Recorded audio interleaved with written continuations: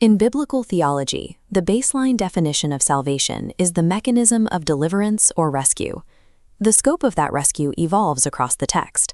The Old Testament predominantly frames deliverance in physical and geopolitical terms, represented by the Hebrew terms Yasha and Yeshua. These words describe historical events, like the Israelites escaping bondage through the Red Sea, or the defense of Jerusalem. The New Testament transitions to the Greek terms sozo and soteria.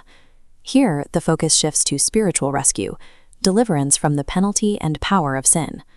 Decoding the shift between these terms requires analyzing the structural phases that define the biblical story. This requires mapping the underlying architecture of biblical history through 4 specific foundational periods: creation, fall, redemption, and consummation. The biblical timeline begins with the inherent goodness of physical matter, a position that rejects the philosophical dualism claiming that spirit is good and matter is evil. Within this material world, humanity is assigned an elevated status as image bearers, tasked with delegated dominion over the earth. Eden functions as a temple garden, a sacred space designed for perfect integration between the Creator, humans, and the physical land. In this environment, humans experienced an unhindered relationship with God, an intimate enjoyment of each other, and a harmonious authority over nature.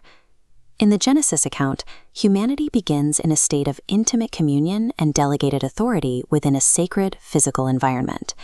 That established order is shattered in Genesis 3.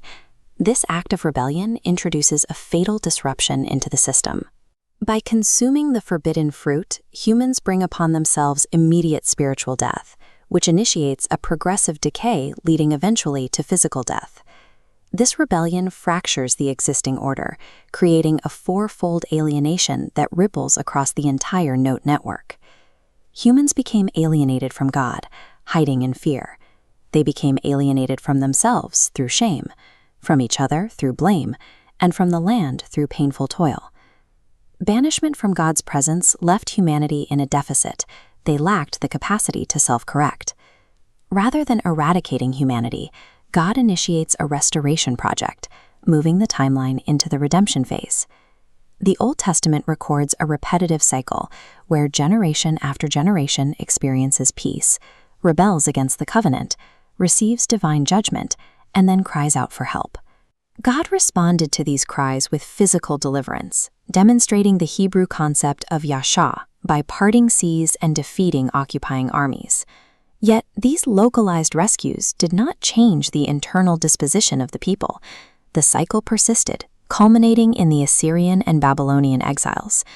The failure of these localized rescues revealed that a physical, geopolitical fix was insufficient to resolve the underlying spiritual condition. That solution arrives in Jesus. As the promised Messiah and the new Adam, he fulfills the covenant terms that humanity broke.